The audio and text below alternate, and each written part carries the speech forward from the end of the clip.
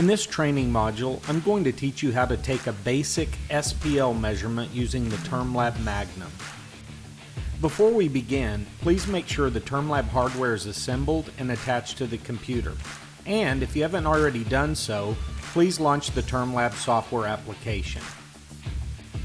Once the program opens, verify that the Magnum and sensor indicators located at the bottom of the screen are green.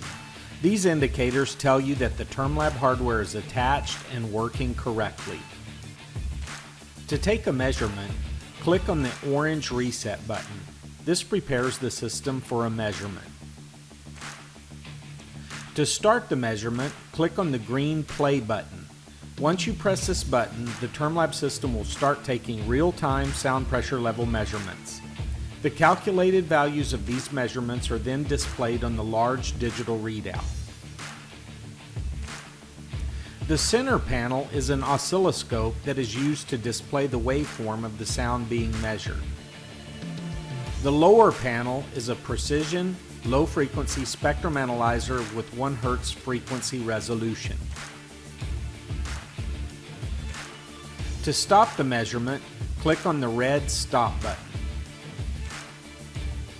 Wasn't that easy?